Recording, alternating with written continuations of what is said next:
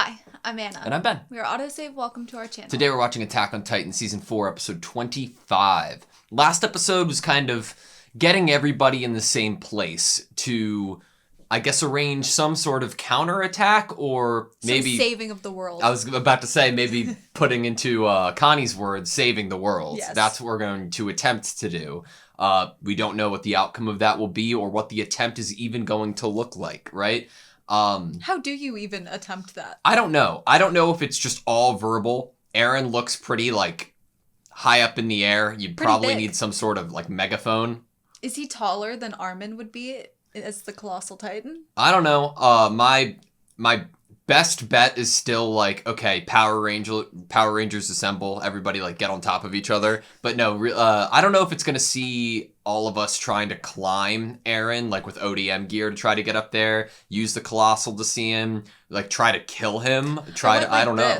But ODM gear would be faster. Yeah. Right. So here's a question for you. If we got Zeke away from Eren, do you think that Eren would have to stop or be forced to stop doing what he's doing because he loses contact with Royal Blood? Or do you think that his power has, exceeded that of Royal Blood because of the connection with Ymir? I think that I would like to think that there still needs to be that stipulation.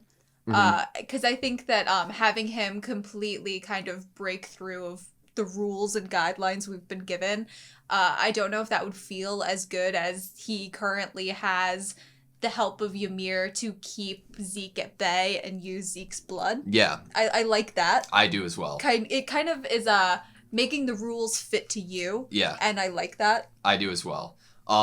So off topic a little bit, Anna's dad finally had a chance to catch up to where we are on Attack on Titan. It's been about 10 episodes that he had to catch up on. And we had him tell us about that experience. So just to give a few lines of dialogue he had to us today when talking about his catch-up. It started with, Eren's being a dick to Mikasa. A real prick. Eren might have been a dick to save Mikasa. Haha, twists and turns. Someone give Zeke clothes. Big Brother is back. Shit, did she just blow off Eren's head? Dreamland. Twists. Lots of twists. Zeke is so happy Dad loves him. Redhead, what's his name? Flock. Can't be in charge. He's a prick.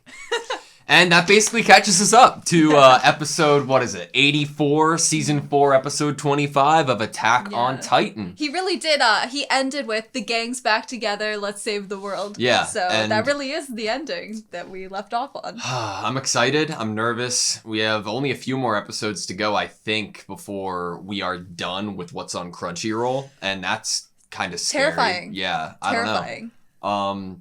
But let's just see what awaits us. You ready? Yeah. Sweet.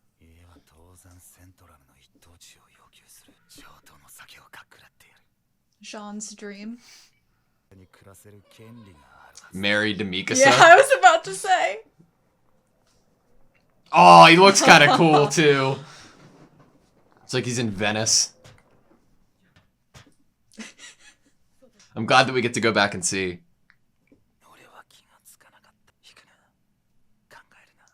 Damn.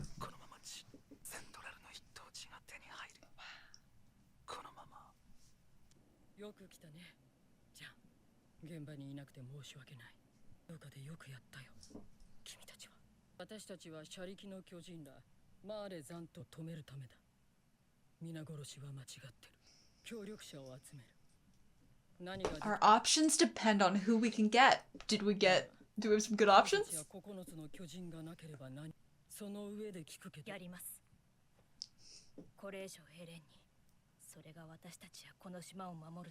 Mikasa's trying to save Eren at the same time, you know? Different way. Great question. You're still gonna have enemies.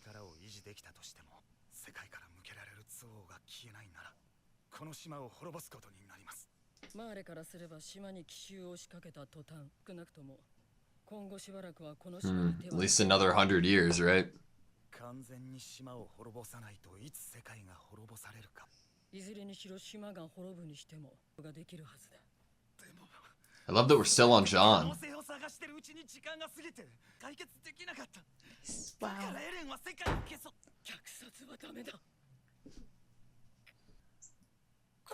Be damned before we justify it somehow. Oh. 私の不甲斐ない理想逃げようとしていたんだよ。すべてを捨てて。でも私はまだ調査兵団の団長だ。ために心臓を捧げた仲間が。Oh, it reminds me of Erwin's speech. Everybody's standing around. 知らずに死んでいった。この島だけに自由をもたらせばそれ。Oh! Literally what we were talking about. Look at everyone. 虐殺を止めることができるのは。The ashes. I have chills. I know, I'm gonna cry. 殺し合った者同士で飯を囲むか。どうして気が変わった。エレン・イエーガーを放っておけば島の悪魔どもの楽園がな。エレンとジークの接触を阻止できた。手助けをしなければな。説明した通りだよ。してきた俺たちが悪だったのか。たちが必死に戦ったのは巨人に食い殺されたくなかったからだ。だって言いてえのかよ、おっさん。お前たちは悪魔に見える。パラディ島脅威論は現実必死に戦った結果がこれだ。違うか。 We could do without him. Let's just kill him. で母親が食い殺されていなきゃな。エレンはこんなことしてねえよ。追い詰めたのはお前らだろうが。おい。今更歴史の話をしようっていうのか。蹂躙したのはエルディアだってことぐらいは理解してるんだろうな。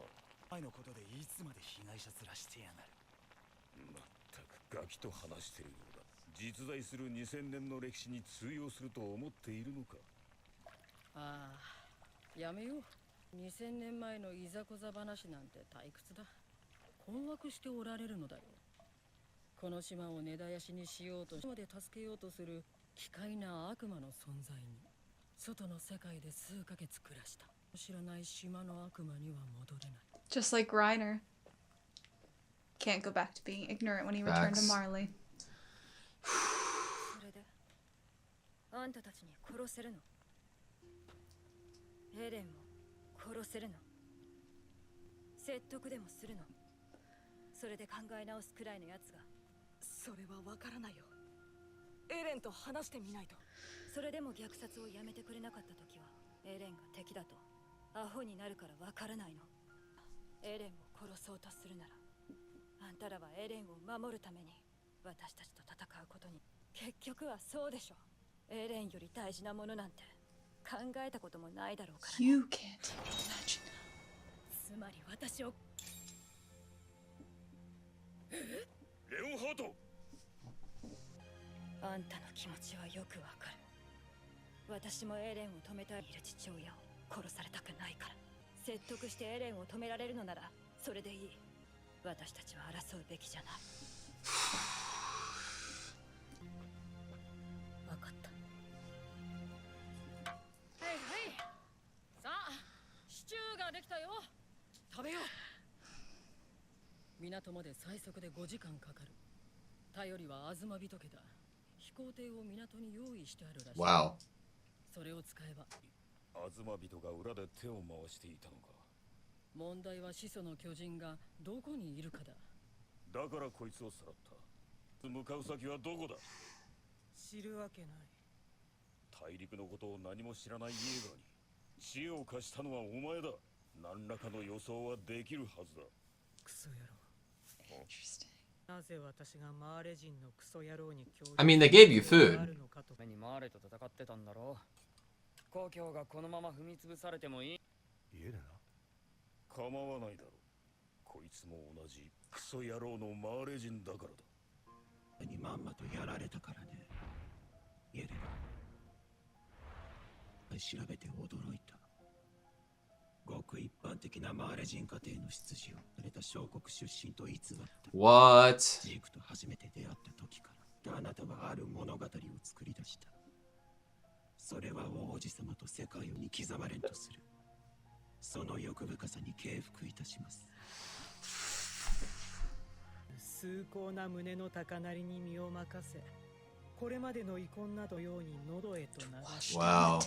それが今私の目に映るあなた方の姿です。思い出してみませんか？ Glad we got a mid-roll all about the stew. そこまで派手に軍港を破壊するとはあるんだ。 Wow. どれだけの死体の山と戦果を挙げたことでしょう。皆さんのレベリオでの勇姿を私は忘れてはいません。あなたは車力を撃つためにそこにいるファルコ少年めがけ、そこにいる少女ガビによってサシャが撃ち殺されました。本当にいい子でしたから、私も悲しかった。一緒に過ごした皆さんの悲しみと憎しみと比べ物にならないでしょうが。美味しいです、ハンチさん。おかわりありますか？あありがとう、エレナ。お互いのわだか、お前も大事な仲間の頭を打ちまくってまで叶えたかった幻想的に終わって死にたがってたのに、気を使わせちまったな。以前教えてもらったあなたの親友の名前はマルコだ。 Fuck. Oh my god, she knows! 彼の死に兄が関わってると言ってましたよね。マルコの死の真相を。だからマルコは巨人に食われ、兄は俺の命令に従っただけだ。 Oh, look at their faces.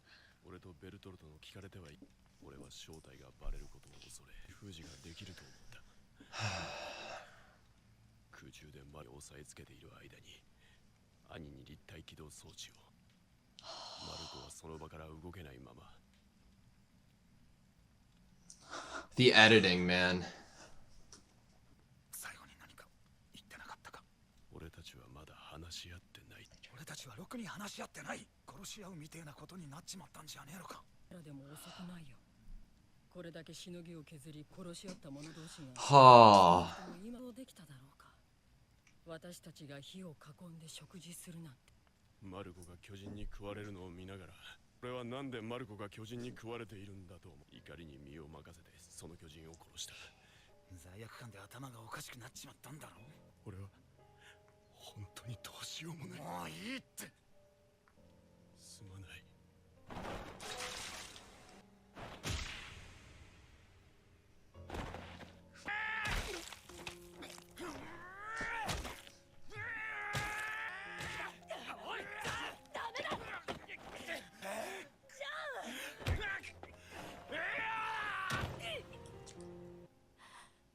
パラディ島のあなたたち、希望でした。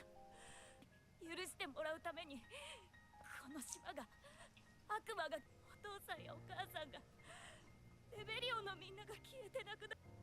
ごめんなさい。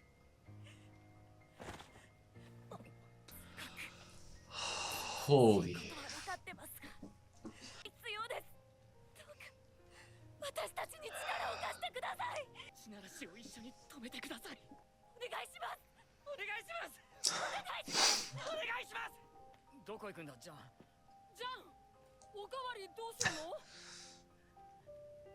ゴビ。うるせえな。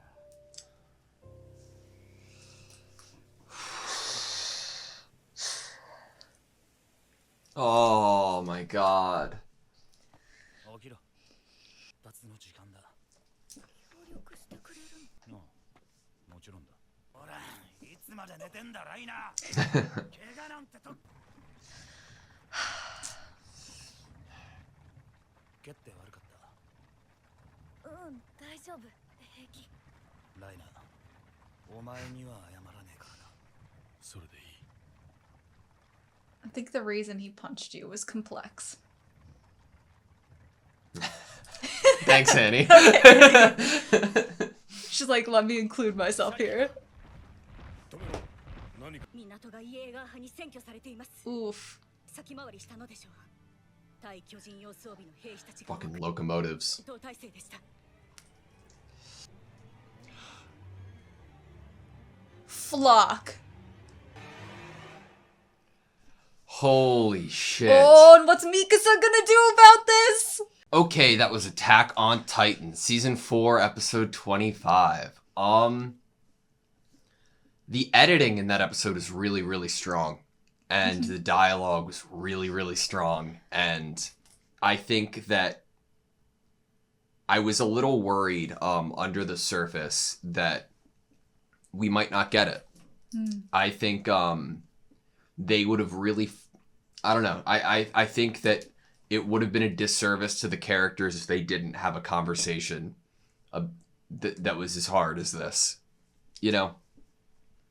It felt very satisfying to get that. And I would say that there was kind of two reasons why this episode was so satisfying and fulfilling. Was not only getting that conversation across the fire, but because of how this episode was edited, it felt fuller emotionally.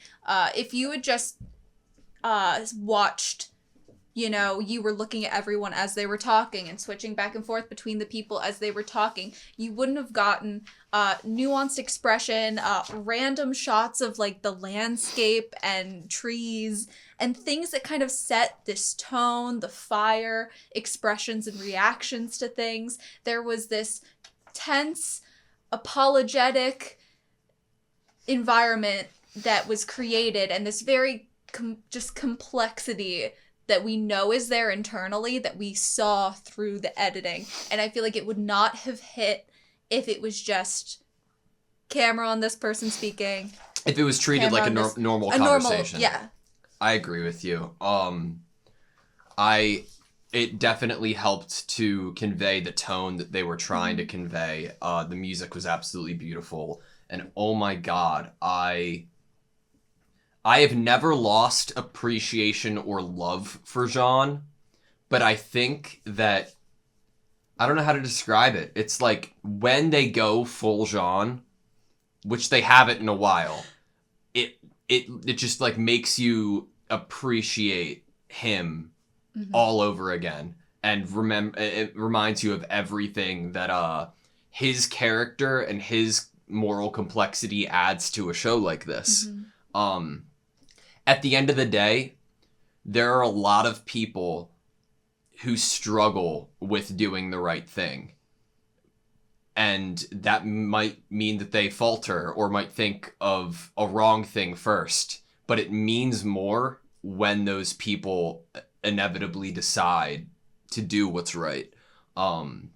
Because they had to struggle. And Jean is a great character. Especially when it's putting self-preservation on the back burner and really trying to be, you know, that the right thing here, genocide is wrong, is to be selfless and put your life on the line for this cause, even though you could survive this, you could have that cushy life in that home you want and have kids and a wife. I don't think he'd marry Mikasa, actually. So I don't think he can have that. But to put that all kind of on the line in order to do what he knows is and feels is right. Yeah.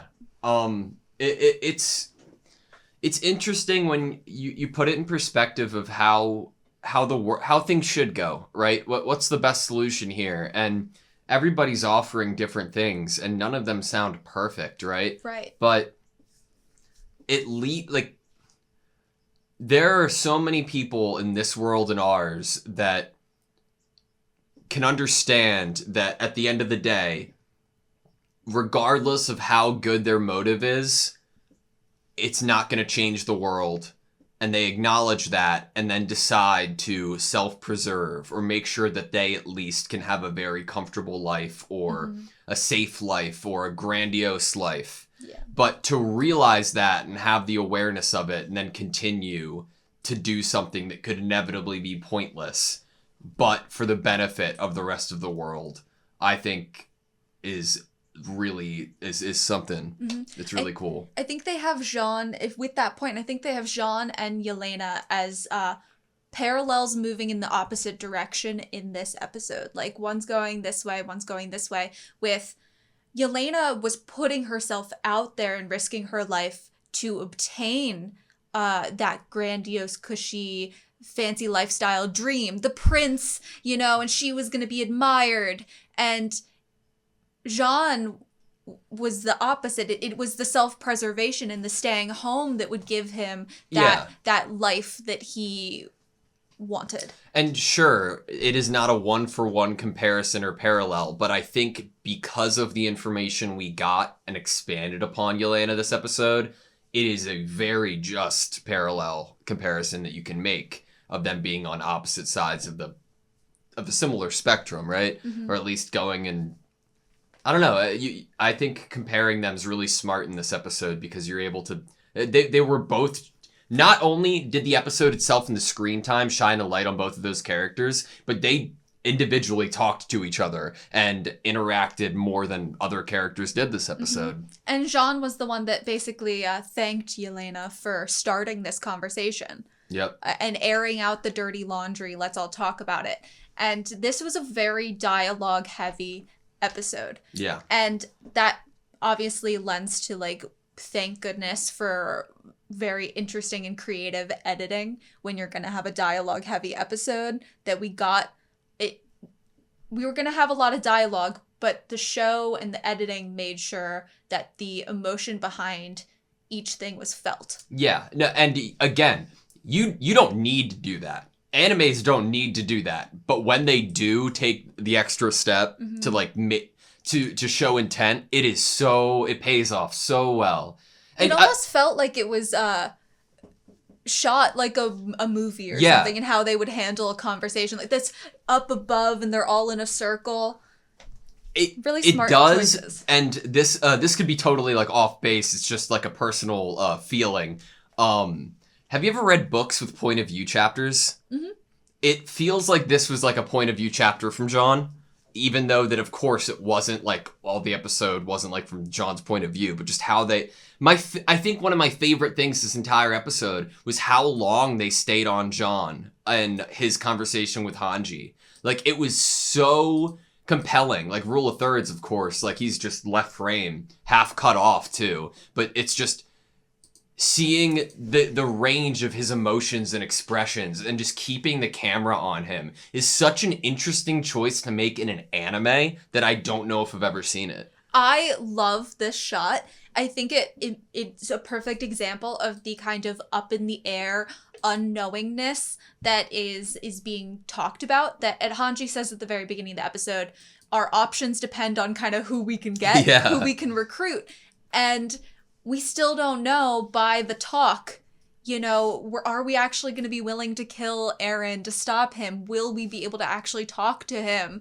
How do we even stop him? Yeah. How do we even get to him? Like, there's still so much unknown. There's unknown on, can we even work together? Yeah. Can we even understand each other?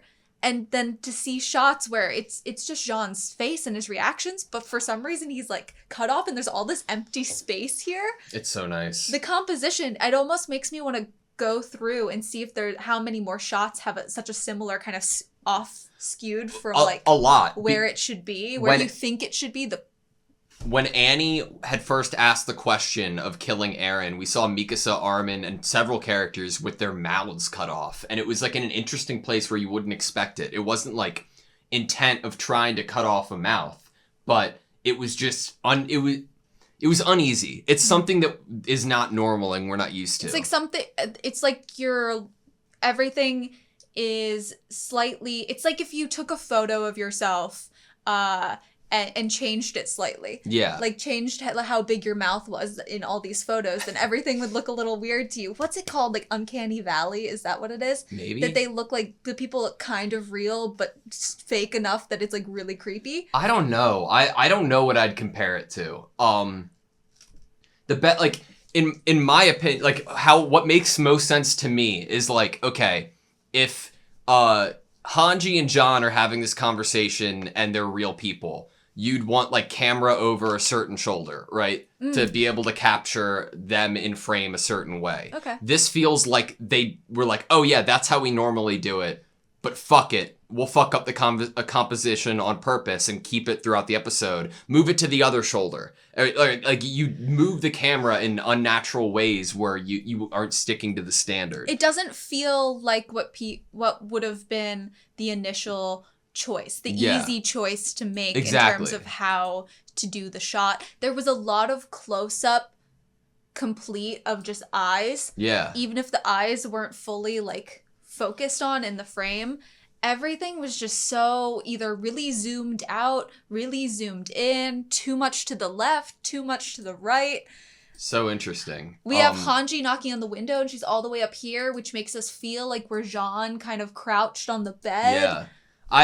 I love oh my god, I was so worried last episode. Okay, so let me expand on that a little bit. When we were talking to your dad earlier today about the last few episodes, I expressed that I was really happy that last episode is the last episode that we watched, because we were on this fucking like crazy roller coaster ride, thankfully, right? Of the best episodes of Attack on Titan, arguably, that we've ever seen when it comes to Eren, Zeke, all the timey-wimey stuff, to make fun of myself a little bit, right? All of that encompassing was amazing, phenomenal. The lead up was great. But there's something so, like, I don't want to say nostalgic, but like it feels so good and right to come back to these characters that have been expanded upon for seasons and seasons of time, and to come back to them now and get to understand them even better and see where they're at each in the situation, and see all these conflicting points of view meet and talk it out. And I've been wanting another conversation on top of tree branches, but how stupid am I? The conversation that I actually wanted was below the tree branches.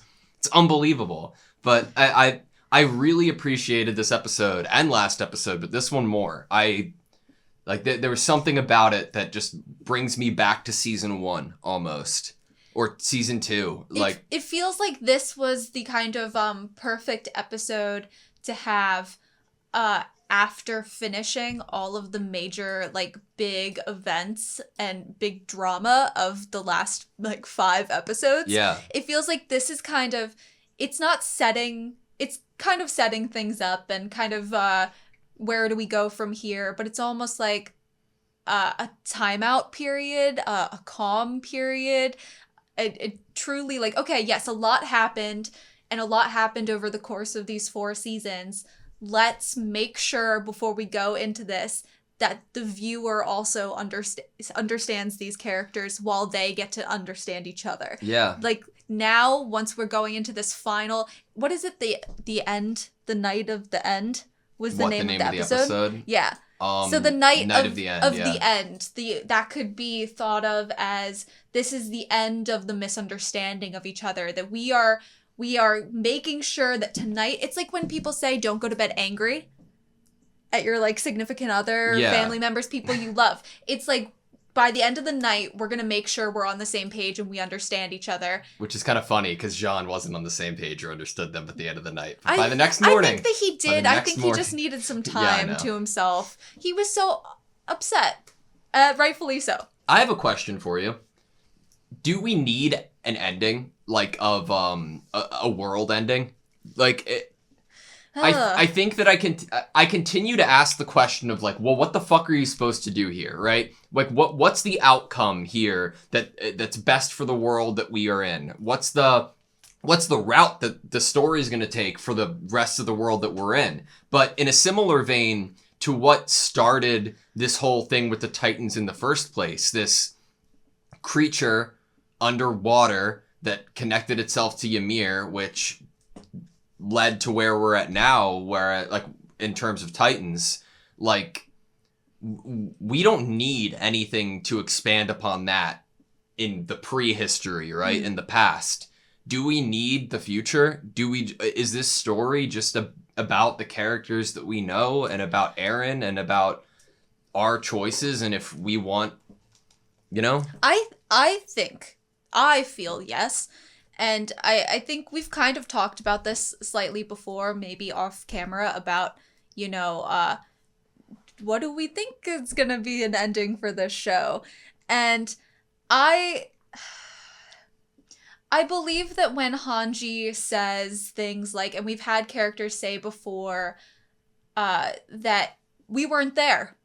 We weren't there 2,000 years ago. You're still bringing up stuff from 2,000 years ago. You know, when people say stuff like that in the show, so often that kind of energy of, why are you mad at me? Why are you getting revenge on me? I'm not the one that, like, killed that person or, like, put you in this situation. And wanting someone to blame, wanting revenge, but you weren't even there. You weren't even alive. And so I feel like that kind of sets a tone that this would be a very... zoom in on the timeline to these specific people that lived. What was that first episode? To you, 2,000 years. Yeah. And I think this is just a zoom in, and that's why the first episode was called that. The first couple episodes was like part 1 and part 2, I think, and it was just a zoom in on the timeline of these specific lives.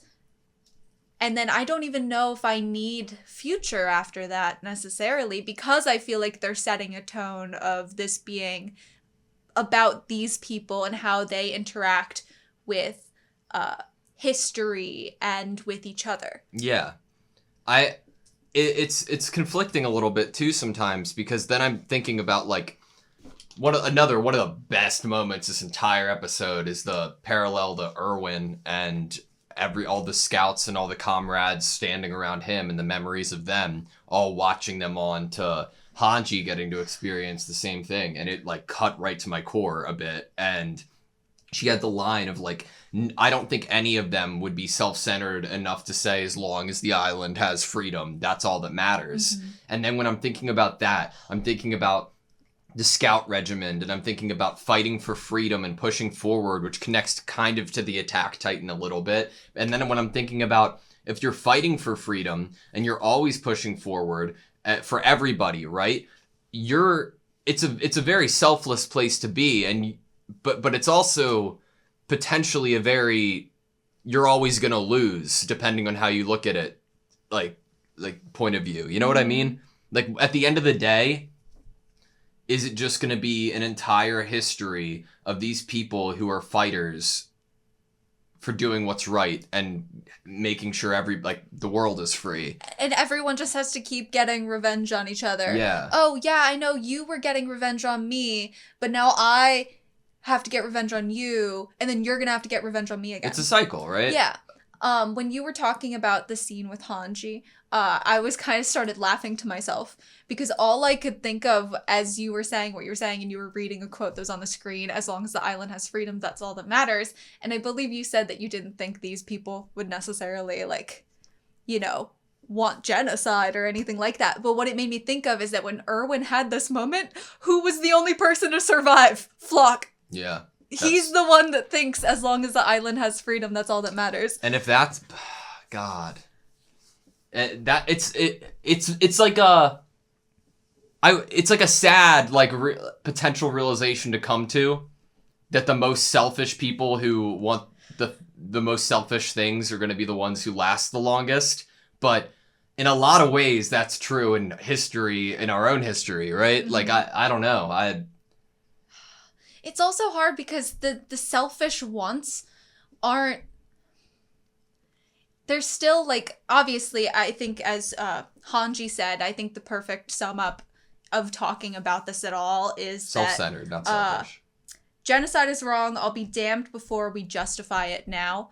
Perfect way to say it. Obviously, yes, this is something Jean's dealing with. It is, and then also Flock and any of the Jaegerists. It's like, well, to them, they can justify it because it's protecting the people they care about. That's why maybe Eren can justify it. It's because it protects the people he cares about. And so in a way, you're like, oh, well, is that selfish if you're trying to protect people you care about? But, you know, if you're trying to...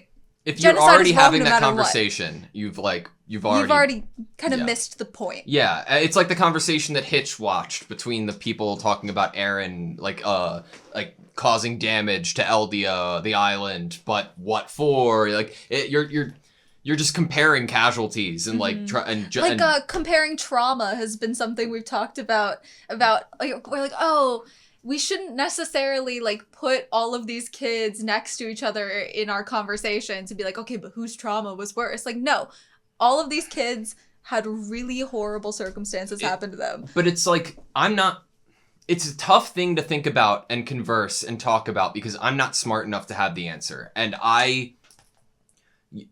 your Flock is in a position, obviously, that that has been set up that it's like, okay, this person is like, protect the island, protect us, we didn't do shit, fuck everybody else. And it's like, I can sit here on like my high horse and be like, well, if you've already you've already fucked up, that's like selfish, we shouldn't do that, genocide's wrong.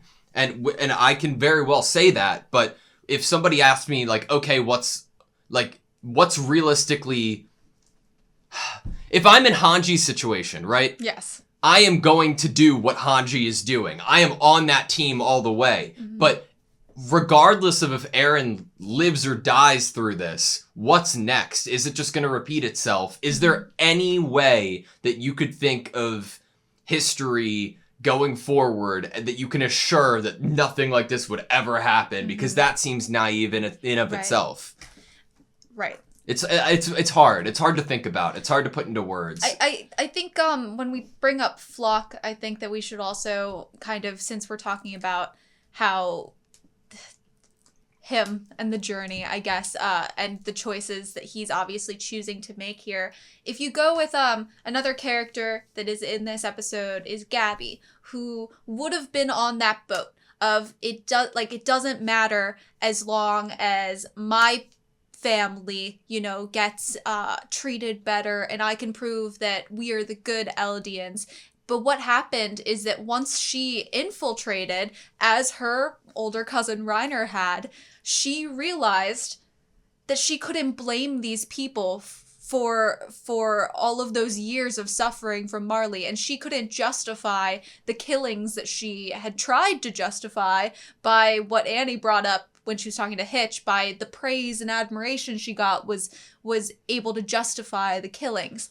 And it's really interesting because it's like that's what this whole conversation around the fire is. These are all the people who infiltrated the other and learned from it, took that and were like, oh, these are right. It's like it brought them back down to earth, like reminded them that these are other human lives that they're talking about. Yeah.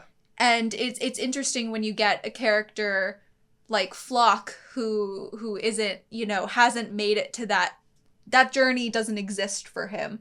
I mean, maybe it could. I don't think it could at the moment, where he could realize that or not want to blame other people and or eradicate other people just to solve his problems, or he thinks he deserves the freedom of that, or he thinks they deserve to die, whatever it is.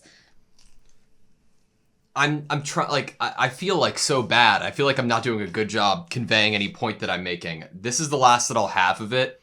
And it's not perfect, but how do we get everybody out of the forest if they've never been in the forest? It might take somebody being in the forest to truly understand what it means to want to leave the forest. When we've seen the development and the shit that it takes to get Gabby where she is, how do you get everybody in the world to see that without trauma? Or without going through the things that Gabby went through. Right. It's point is it's hard. It's you can't really difficult. Send all of the when Hitch was bandaging people up in like episode Sunset. Yeah. And all of those people started kind of like having that infighting of no, but Eren's trying to free us. You can't just pick all those people up and put them inside Marley and be like, okay, walk around for a day, see the sights, talk to some people, mingle. You can't just do that. You have the experience of getting to infiltrate and live the life of the person that you are sitting across from. But the regular people haven't. Maybe that's it. Maybe that is the answer. We just take some field trips, visit everybody else, world tour. I mean, like...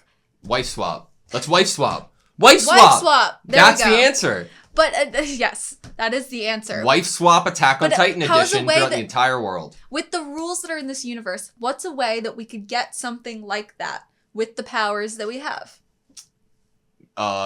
Everybody seeing like a collective form of memory, the Okay. truth, right? And who has the power to do something like that? Eren. He could possibly send off memories. If he Only is... to Eldians. Right.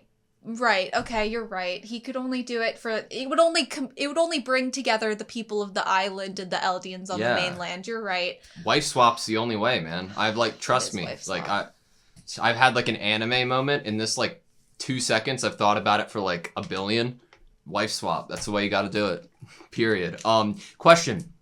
Do you agree with Annie? Do you think if the time comes and there is a disagreement that I think Annie put it very well that, you know, there's going to be two sides and one of them is going to try to protect Eren in the end if words don't work, and one of them is going to try to kill him. Do you think that's how things would progress? I find it hard to believe that truly these characters, though they love him and they want to save him, I find it hard to believe that once they realize words didn't work and there's no other options, that they wouldn't make that choice. That they would fight against Marley. Yeah. I mean, I could see there being some kicking and screaming and crying over it, but I feel like if Eren is literally about to kill everyone and you've tried everything in your arsenal to convince him, and this person is still, like, there's a saying that's like, don't let someone tell you who they are more than once or something like that. If they try to convince him and they try to talk to him and they don't get any movement from it and he's still going to kill everyone, then I believe that, especially after this conversation, where in Armin's expression, when Yelena is giving everyone their dirty laundry of the people they've killed, it is bringing forward the memories to each of those people. I have killed people. And I think because they are so ashamed of the fact that they have killed people and perpetuated this cycle is a reason that I believe these characters would make the horrible, painful decision if it came down to it. What do you think of Mikasa's like not wanting Eren to kill more? Is it flat out no more people should fucking die, or is it that as well as I don't want Eren to have to do that or go through with that or kill any more people for some internal sake of Eren? You could go with maybe she wants to protect him in his soul a little bit and comfort him or console him, and not have him be the one that feels like he has to shoulder all of this burden and all of the blame for all of this death, not wanting him to have to hold all of that, this responsibility to be the one that treks through hell so no one has to. But that would be guessing that she believes that he's willing to go to hell for everyone. That he... It's hard. Because then it leads you to the question of, if somebody has to kill Eren, who would it be? Who should it be narratively? Could it be like the only way to save him is to kill him? You know, this is just a joke, but did I say a joke? Yeah, I was thinking of Jean. Yeah. I was thinking of Jean, and what I was going to say was about Jean. Yeah. This is just a joke, but maybe it's going to be Jean so that he can actually marry Mikasa. Ah, there you go. I mean, he dreams of it in this episode, so... Then, like, how do we ensure this? Jean gives Mikasa, like, a blue scarf. Like, just to go, like, complete opposite. You don't need that one anymore. I mean, what's she going to use it for? Is she, like we said, is she just going to throw it back at him? You know, like, the thought of, okay... Wrap it around him? That'd be good. Yeah. Especially he's wearing it in the outro, isn't he? Yeah. Wouldn't that be like, it could if be. We're going with this, it's such a cycle show in terms of theme, wouldn't it just kind of cap it all off if Mikasa is the one that's supposed to be like, Armin is the one with words that tries to talk, you know, he tried to convince Bertholdt. He's the one that tries to use his words first. Yeah. Mikasa is not. She's the brute strength and the power. But maybe it is supposed to be Mikasa at the end to do an action. Maybe it's not words, a talk that needs to happen with Eren. Maybe it's something else. I don't know. Like, I maybe a giant scarf. You put it on Eren's Titan form. Mm-hmm. That's what we should do. We have all these people, you know, maybe in, like, by the end of the night, we've all, like, knitted together a pretty big scarf, and then boom. Mm-hmm. Fixed. But we don't have flying titans. How are we going to get it up there and wrap it around him? The balloon that the Zumabitos what does Hanji call it? The flying boat? Yeah. I love that she hasn't, like, adopted the term. Yeah, like an airship. Like, the actual, like, term, and she just still wants to call it, like, a flying boat. It's so endearing to her. I don't know, though. That's going to take an interesting route because of Flock and the Jaeger seemingly being everywhere now and like being with the Azumabitos. And do you think that confirms that it was Flock looking out the window or her looking out the window last episode? Oof. Yeah. I didn't even... Now you've really, like, opened up a can of worms of thinking in my brain. Like, I'm like, wait, okay, so what would it mean if she was looking out the window? What would it mean if Flock was looking out the window? At the end of the day, it doesn't really matter, because we're going to have to fight against... I still like to think that it was Keith. Yeah, me too. Just because of the episode it happened in, I still feel like it would make sense if it was him, but it does kind of open a lot of doorways to question who was looking and why they'd be looking. What did you think of the use of Marco being brought back seasons later and us getting the actual face-to-face, I guess, learning of information? I don't know. What did you think of Jean's reaction and then just us as a viewer seeing the words coming out of Annie's mouth, Reiner's mouth about what happened to Marco and doing what they did? So I love Marco kind of being this tie throughout. I mean, yes, there were other friends that died in that initial first kind of battle with the Titans. I think his name was Thomas, and he was eaten by one that was so frog-like that kind of just jumped over everything. But Marco is special because Marco was a little bit closer friends with them. I'm feeling like that was the case, especially with Jean. And Marco gave a lot, like, Marco, I think, had incredible influence to making Jean to the person he is today. Yes.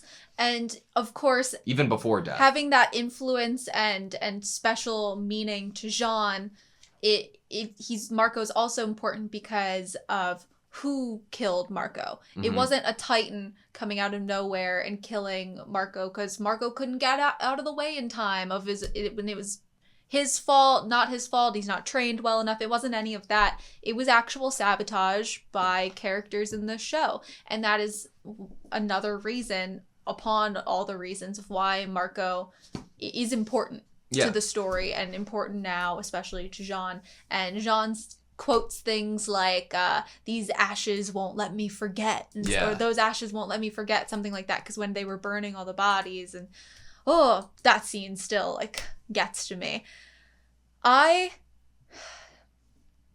It felt very hard and good to hear Annie and Reiner talk about it here and to have everyone hear it. It was one of those moments where you're kind of like, ooh, I don't want them to have to hear this, and I don't want Reiner and Annie to have to say it, because I knew that it was painful. I mean, when we went back in time and saw what actually happened, and we saw Berthold and Annie's faces and reactions to what Reiner was choosing to do there, it was painful. It was hard. And then when Reiner was like, what happened to Marco afterward? Yeah. It was so hard. And so we knew going into this conversation, as soon as they opened their mouths and answered this and told the story, we know that it's not only going to be hard for the people hearing it, it's hard for the people that have to say what they've done out loud, because we got to see a glimpse of what it was like when it happened. Yeah.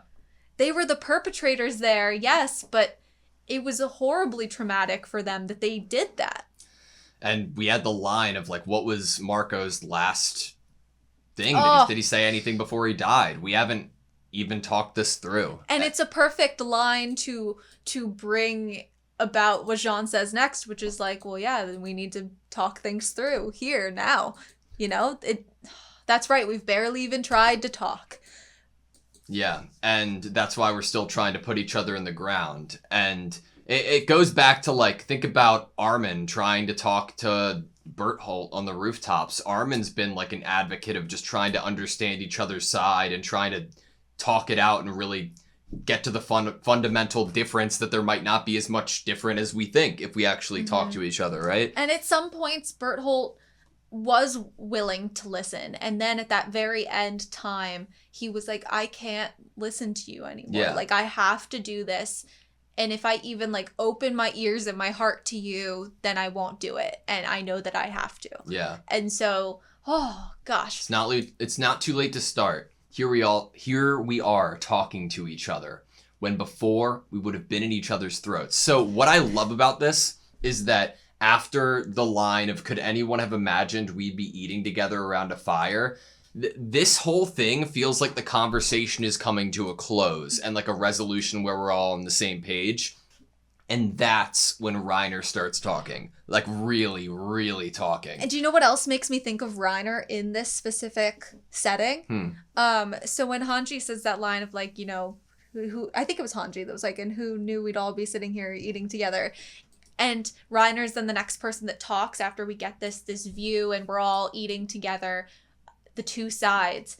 It takes me back to when Gabby and the whole family was at the table with Reiner. Yeah. And he starts to talk about the people he met and starts to kind of open up a little bit that they weren't, you know, devils. And then his mom obviously gets very upset. Yeah. And it brought me back there a little bit because of that whole idea of like, that's when we weren't even willing to talk about each other being nice over dinner, and they weren't even there. So his lines are, as I watched it happen, I wondered why Marco was being eaten by a Titan.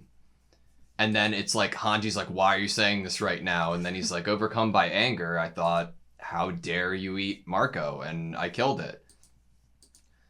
And then Jean's like, enough, the guilt messed with your head. And then he said, don't forgive me, I'm truly worthless. And it's interesting because we know that Jean is being riled up at the same time as at this, but it's so important to hear Reiner say this because it's one of the most true forms that they've gotten to of being able to understand each other through this horrific means of trauma, that you can see that Reiner is a very he's an individual who's been through a lot, and this whole situation is so complex, and it's crazy that he even got to the point of disassociating from himself to kill a Titan over it, right? Like it's nuts.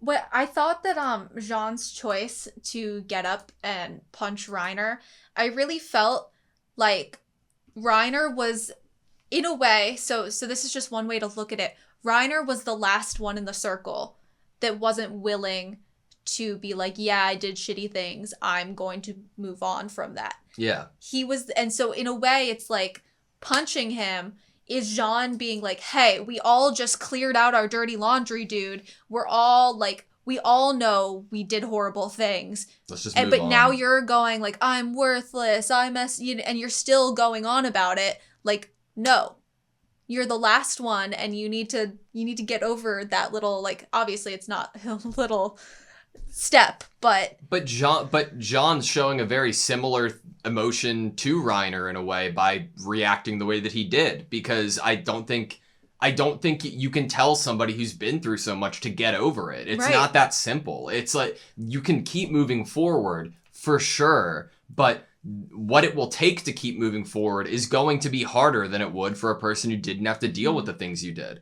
Right, and in a way, it's also like somewhat like Reiner, that might have made Reiner feel a little better in a weird way to get punched by Jean. Yeah. It's almost like, because he was egging it on, not egging it on maybe completely consciously, intentionally, maybe subconsciously, but to be lashed out by the person he knows was probably the one that cared for Marco the most out of the group.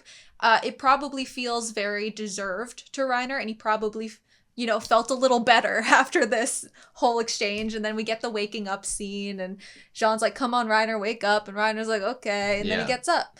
And it's like, I like that it's not a forgiveness fully. And I like that it isn't like, oh, yep, everything's water under the bridge. That's not what the world expects or truly needs, because then it would seem it would be fake.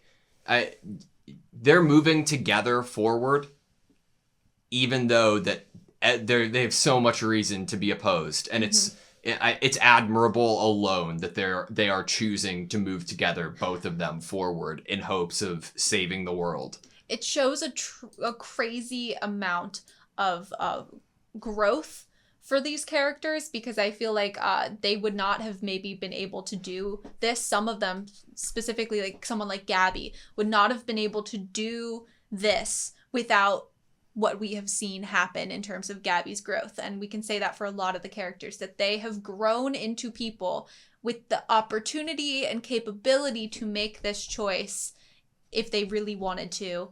And we have now seen them make this choice. And it is courageous and awesome that they are willing to be like, yeah, we're gonna save the world. Like, yeah. Do you think that there's a little bit of meta commentary written in by having so many different legitimate points of view throughout history of how there's so many sides to this? Because I imagine that there are probably a lot of opinions in the Attack on Titan community, and some of them believe one thing's the right way and some of them the other, and it reflects in the show as well. Probably.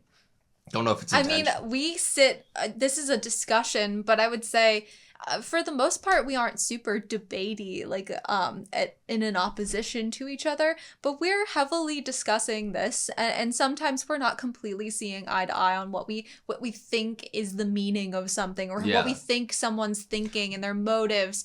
And so I imagine that with us being rather like-minded, I would say, in general, but then there's a bunch of people in the world, and they're not all going to be like-minded to everyone else that watches the show, and so there's going to be opinions about it, I'm sure. Well, like, when I'm watching this show and talking about it, I'm not, like, I'm trying my best, at least, to not be like, oh, yeah, they're right, or, like, anything. I relate to Hanji a lot with how her character talks when it comes to me trying to understand the show and appreciate it for what it is, and, like, just not trying to, be on like, oh yeah, fuck Flock Train or anything. Because I think that that's a very simple way to look at it potentially. But when you're just like talking to buddies around a campfire about characters and stuff, you're not always trying to break down narrative complexities. You try and what's morally right or wrong. So I can imagine that this would be like a great form of debate in like which way to go forward and what would you do in this situation, especially if you think about when someone doesn't fully if you're just kind of sitting with someone and talking about something, that doesn't mean you're delving so far into your point that you've elaborated on it so much that the person fully understands what you were trying to say. Yeah. So if you're just talking with your friends, you're probably using more simple language. You're probably saying things like, oh yeah, that was messed up, or he sucks, or stuff like that. And if you don't truly elaborate, then obviously there would be the chance that the other person would not understand at all why you would go there and how you would have gotten to that final summed up version. Yeah. My point of discussion at the moment would be like, could you have thought of a better reason or better excuse to get Falco up on top of Connie's mom to push him into her mouth other than let's brush her teeth? I don't think so. Great. Connie's a genius. Why? So, I know, honestly, I couldn't think other than something that would be non-Connie-like. If it... I'm talking about in general. No better ideas. There were no better ideas. I'm not even going to break down why Connie wouldn't have chosen those other routes, because there weren't any. Actually, that reminds me of something. I cannot believe I forgot to do it at the beginning of the intro, nor did I do it. Did we not get the opening in this episode? No, we didn't. No, remember the credits were over the conversation. Yeah. Okay, so the mid-roll of last episode, A village that was deserted after being overrun by Titans. Upon their arrival, the scouts discovered a single Titan with extremely small limbs, which made it unable to move. Later, when Titans were being eradicated from the island, former Ragako resident Connie Springer requested for the village to become a Titan observation zone and be left as is. Isn't that interesting? I like that his request was agreed on. Yeah. Since they knew that this Titan wasn't going to be a risk to people. It's his mom. I know. You know? It's his mom. I find myself where all of my previous Sasha love was at. Some of it has been, pointed more towards Connie after his few episodes that we had.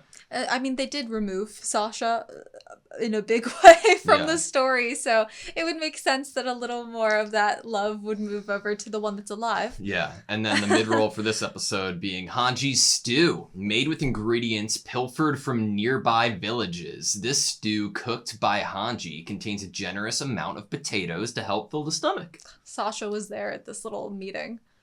So happy. That was a lot of potatoes that she was cutting. Yeah, it looked good, though. I was like, oh my god. I was thinking the Sasha thing, too, though. Is that the Scout logo still on Flock on his, chest here? Mm-hmm. I think that's what they wore to Marley. Interesting. When they did their sneak attack, their surprise attack. It's because he's still in the whole garb of that, whereas everybody else is, some are wearing the whole... more traditional scout uniform, and then we have others with the capes, and then we have Jean more in that kind of military commander-esque outfit.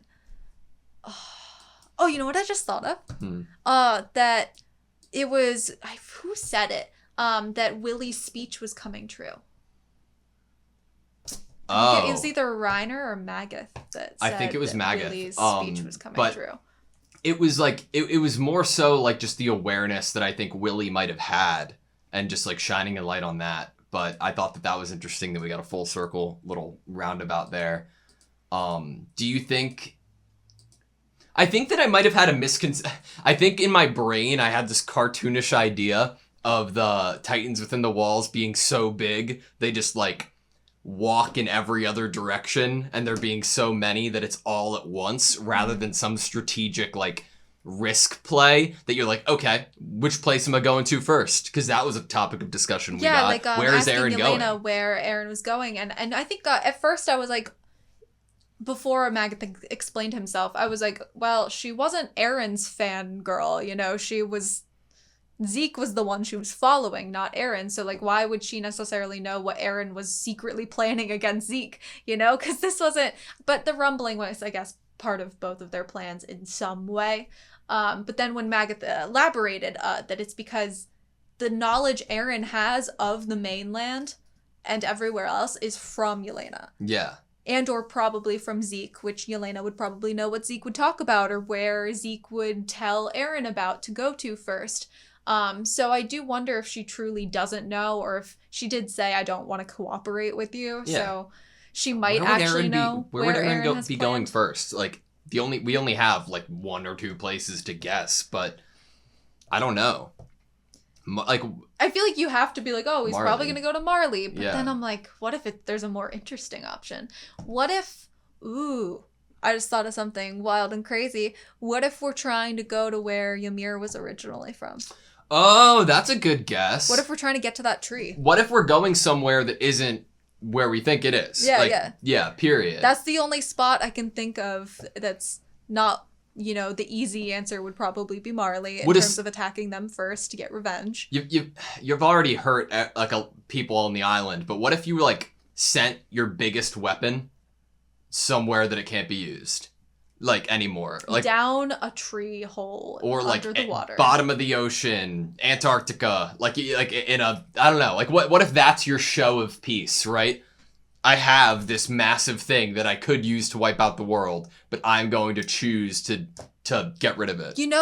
How Annie created a capsule with herself in it. Yeah. What if Eren just walks to the bottom of the ocean with all of the Titans that were supposed to create the rumbling, and then just turns them all into walls at the bottom of the ocean. And he's Atlantis. in that with yes, and then Atlantis. Yep. But like I guess until submarines are created and God, that'd be a fucking sight. Wait, to come I think upon. there is submarines. Yes, because I think they sent some Yeah. submarines to the island. I think there's already submarines in this world. But like the ability to dive deeper obviously comes with time and technological advances and mixes of oxygen and different things that you can give divers in order to help their survival. And then maybe they would get to Atlantis.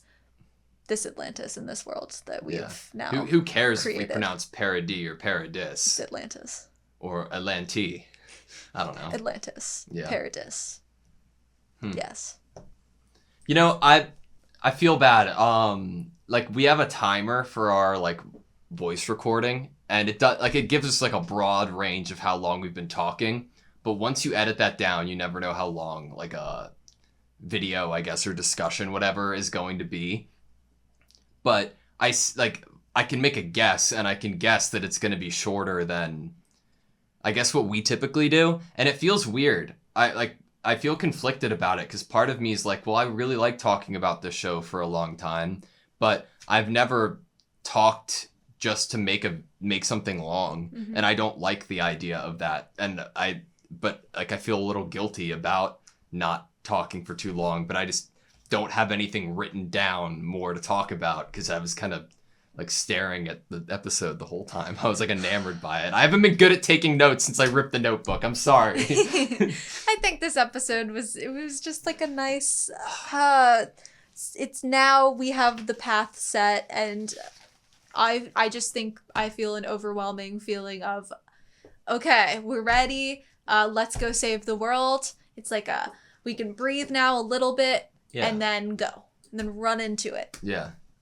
Run in and say hi to Flock and stop him. I feel like once we are done with Attack on Titan, I'm going to try to learn like every song that we've heard that on piano or violin or any instrument that I can play that I have heard Attack on Titan use. I feel like I need to learn it myself. Piano was good in this episode. Is that why you're bringing it up? Yeah, it was great. It was amazing. And I feel like I always need to have a piano on me. Just like right here across the so that table. like in real life conversations, if anything starts getting too serious, I can start playing one of the Attack on Titan like background songs. So good.